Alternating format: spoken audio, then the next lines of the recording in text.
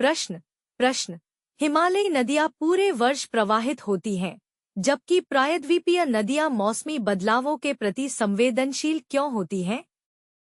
चर्चा कीजिए। 150 शब्द। उत्तर। हल करने का दृष्टिकोण।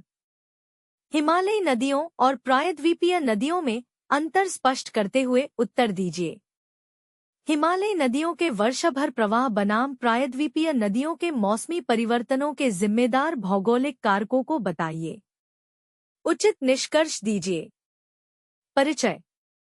हिमालय की नदियां जैसे गंगा, यमुना और ब्रह्मपुत्र बारहमासी प्रवाह बनाए रखती हैं, जबकि प्रायद्वीपीय नदियां जैसे गोदावरी, कृष्णा और महानदी के निर्वहन में मौसमी परिवर्तन होते हैं। ये अंतर अलग अलग भौगोलिक, जलवायु और जल विज्ञान संबंधी कारकों के कारण उत्पन्न होते हैं, जो इनके प्रवाह को प्रभावित करते हैं।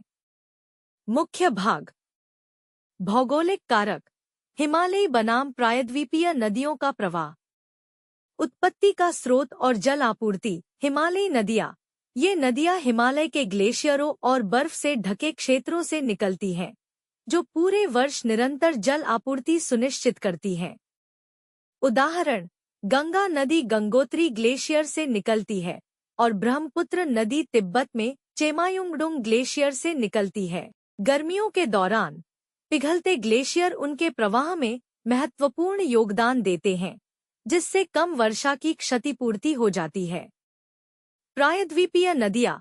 अधिकांश प्रायद्वीपीय नदियाँ वर्षा पर निर्भर हैं, जो अपनी जलापूर्ति के लिए दक्षिण पश्चिम मानसून पर बहुत अधिक निर्भर हैं।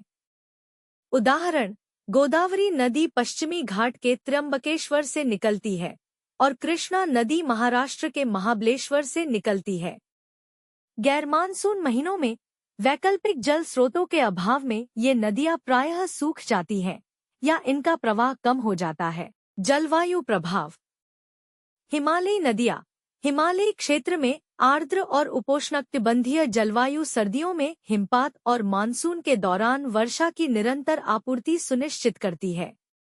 उदाहरण: गंगा की सहायक नदियाँ जैसे कोसी, तराई क्षेत्र के उच्च वर्षा वाले क्षेत्रों से वर्षण प्राप्त करती हैं। प्रायद्वीपीय नदियाँ। प्रायद्वीपीय भारत में अर्ध शुष्कोष्णकटिबंधीय जलवायु के कारण स्पष्ट मौसमी परिवर्तन होता है। उदाहरण: कावेरी और तुंगभद्रा जैसी नदियां दक्षिण पश्चिम मानसून के दौरान उच्च प्रवाह का अनुभव करती हैं, लेकिन शुष्क मौसम के दौरान इनके प्रवाह में बहुत कमी होती है। जलग्रहण क्षेत्र और भूविज्ञान। हिमालयी नदियां। इन नदियों के बड़े जलग्रहण क्षेत्र और उनकी व्यापक सहायक नदी नेटवर्क कुशल जल संग्रहण की अनुमति देते हैं। उदाहरण: ब्रह्मपुत्र की दिबांग और लोहित जैसी बड़ी सहायक नदियां एक विशाल जलग्रहण क्षेत्र सुनिश्चित करती हैं। युवा और विवर्तनिक रूप से सक्रिय हिमालय में क्षरण की अधिक संभावना है, जिससे अवसाद का भार बढ़ जाता है, जो प्रवाह को बनाए रखता है। प्रायद्वीपीय नदियां। इन नदियों का जलग्रहण क्षेत्र छोटा होता है तथा ये कठोर क्रिस्टलीय चट्टानों वाली प्राचीन, स्थिर स्थलाकृतियों से निकलती हैं, जिससे भूजल पुनर्भरण सीमित हो जाता है। कठिन भूभाग और सीमित पारगम्यता के कारण मौसमी वर्षा का जल शीघ्र ही प्रवाहित हो जाता है। मानवीय हस्तक्षेप। हिमालयी नदियाँ।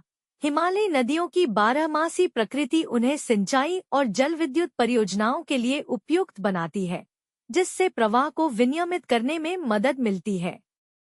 उदाहरण: भागीरथी पर टिहरी बांध और गंगा पर फरक्का बैराज सिंचाई और नेविगेशन के लिए प्रवाह के प्रबंधन में सहायता करते हैं। प्रायद्वीपीय नदियाँ।